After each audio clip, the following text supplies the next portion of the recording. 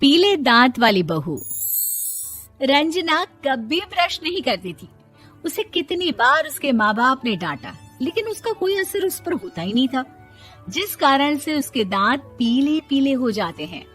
शादी के बाद अरे बहू, वैसे तो तुझ में कोई कमी नहीं है, पर तेरे दांत इतने पीले कैसे हैं बेटा?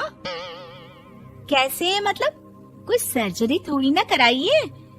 वो तो क्या नाम, मैं ब्रश नहीं करती थी तो पीले हो गए। अब क्या करूं? आप कहें तो लाल करवा लूं या फिर काले? यार ये क्या है, क्यों माँ से लड़ रही हो? लड़ रही हूँ?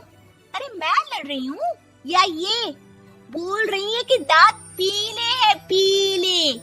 अरे तपस्या थोड़ी ना की है इन्हें पीले करने के लिए। बकायदा ब्रश नहीं किया है 20 साल तक, तब जाकर। छी, कैसी बात कर रही हो? ये उस वक्त तो पीले नहीं थे जब हम लोग तुम्हें देखने आए थे। अरे तब साफ करवा लिया होगा डेंटिस्ट के पास जाकर। अब देखो कैसे पीले पीले लग रहे हैं। रंजना सास की तरफ गुस्से से देखती है। फिर शुरू हो गई पीले पीले पीले। अरे पीले तो तब भी थे जब मेरे हाथ का रसगुल्ला उड़ा उड़ा कर खा रही थी और बोल रही थी, लड़की नहीं गुणों का खजाना दे रहे भाई साहब आप। खैर, अब वो लोग करते भी तो क्या करते, पीले दांत वाली बहू पल्ले पड़ी थी तो झेलना तो था ही। एक दिन कीर्तन में रंजना गाना गा रही थी। अरे कमला बहन, माँ का द्वार है, यहाँ तो सब शुद्ध होकर आते हैं, फिर अपनी बहू को ब्रश भी नहीं करवाती तुम। दूर से पीले पीले दांत भक्ति में बाधा उत्पन्न कर रहे हैं। अरे कोई 2 साल की बच्ची थोड़ी ना लेकर आई हूँ मैं बहू बनाकर। अच्छी खासी लड़की है, अरे कैसे करवाऊं ब्रश? ये तो उसे खुद करना चाहिए ना। अब माँ बाप तो इसके जैसे तैसे निपटा दिए, ये नहीं सोचा कि सास कैसे संभालेगी। सास बहू को लेकर घर आ जाती है, लेकिन सोच लेती है कि अब इसे लेकर कहीं नहीं जाएगी। अगले रोज बहू कहती है, अरे क्या हो गया, मंदिर नहीं जाना क्या? कीर्तन का वक्त हो रहा है। मेरी मधुर वाणी से कान्हा जी जागते हैं और सोते हैं। आप तो जानती है ना उनकी भक्ति में कितना मन लगता है मेरा। वो क्या है ना, तबीयत ठीक नहीं लग रही है मेरी, आराम करूंगी मैं। तबीयत ठीक नहीं लग रही? अभी तो मिथुन के गाने पर नाच रही थी आप, और अब बोल रही है कि तबीयत ठीक नहीं लग रही। अरे भक्ति में मन लगा लो सासू माँ, ऊपर जाना है, क्या मुंह दिखाओगी आप? हाँ? सास को बहू की बात पर गुस्सा आ जाता है। मैं क्या मुंह दिखाऊंगी, इसकी चिंता तो ना कर, समझी? अपने मुंह की चिंता कर, जो ये पीले पीले दांत लेकर हर जगह पहुंच जाती है। पता है लोग कितना मजाक बनाते हैं। ना जी ना, मैं नहीं जाना कहीं तेरे साथ। तो ये बात है, कोई ना, मत जाओ, मैं अपने कमरे में ही बैठकर भक्ति कर लूंगी।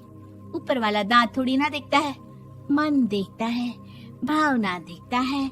और अरे बस बस, तू सब कुछ दिखा, बस ये सफेद चमकदार दांत ना दिखाना किसी को, है? जा यहाँ से। बहू को सास की बात का कोई फर्क नहीं पड़ता, वो तो जैसी थी वैसी ही रह जाती है। सुबह नहाकर किचन में खाना बनाना, फिर खाना खाना, कीर्तन भजन करना और सो जाना। एक दिन, माँ जी मैं सहेली के घर जा रही हूँ, शाम को लेट आऊंगी। हाँ हाँ तो जाना, मैंने कौन सा तेरी आरती करनी है घर पर बैठकर। रंजना सहेली के घर जाती है, जहाँ वो पार्टी में जाने की तैयारी कर रही होती है। अरे शिखा, कहाँ जाने की तैयारी कर रही है? मैं गलत वक्त पर आ गई क्या? अरे नहीं यार, उल्टा सही वक्त पर आ गया। मैंने ये साड़ी और ज्वेलरी निकाली है यार, शाम को इनके ऑफिस की एक पार्टी में जाना है। बताना कैसा लग रहा है ये सब? नहीं यार, इस ड्रेस के साथ तो वो वाली ज्वेलरी अच्छी लगेगी। हाँ हाँ सही बोल रही है, मैंने ध्यान ही नहीं दिया। वैसे तो हमेशा से मस्त फैशन सेंस रखती है। तो बड़ा जाती होगी ना पति के साथ पार्टी में। रंजना कुछ नहीं बोलती, बस सोचती है कि यार काश ये बात सही हो जाती, पर मैं क्यों नहीं जाती पार्टी में? क्या इन लोगों की कोई पार्टी होती नहीं होगी? रंजना घर आती है और रात में पति से सवाल करती है, एक बात बताइए, आप मुझे किसी पार्टी में क्यों नहीं ले जाते? क्या आपकी यहाँ ऑफिस में पार्टी नहीं होती? पति बेचारा क्या कहता कि दांत पीले हैं तुम्हारे इसलिए। अरे कोई पार्टी होती नहीं हम लोगों के ऑफिस में, तो कहाँ से लेकर जाऊं? और मार्केट, मॉल, कहीं वीकेंड घूमना, कहीं तो। अरे यार, सारे हफ्ते में एक छुट्टी मिलती है, तो सोचता हूँ कि आराम ही कर लूं। क्यों? रंजना मन मार के रह जाती है। पहले कभी सास के साथ मंदिर जाया करती थी, लेकिन वो भी सास ने ले जाना बंद कर दिया। घर बैठी बैठी रंजना बोर हो जाती है। तभी उसे आइडिया आता है और वो मायके जाने का सोचती है। सासू माँ, 2 दिनों के लिए मम्मी के घर जा रही हूँ। अच्छा अच्छा ठीक है, आराम से जा। और हाँ, माँ से कुछ अच्छी आदत सीख कर आना कि कैसे शरीर के हर भाग की तरह दांतों की सफाई भी जरूरी होती है, समझी? शुरू हो गई ना आप। वो लोग आपकी तरह नहीं है कि छोटी छोटी बात का बतंगड़ बना दे। उन लोगों के लिए मैं मायने रखती हूँ, ना कि मेरे पीले पीले दांत। रंजना माँ को बिना बताए उन लोगों को सरप्राइज देती है, लेकिन जैसे ही वो दरवाजे पर पहुंचती है, अंदर देखती है कि घर वाले कहीं जा रहे होते हैं। अब माँ, काश रंजना दीदी के दांतों वाली प्रॉब्लम नहीं होती, तो वो भी हम लोगों के साथ चलती ना बुआ जी की बेटी की शादी में।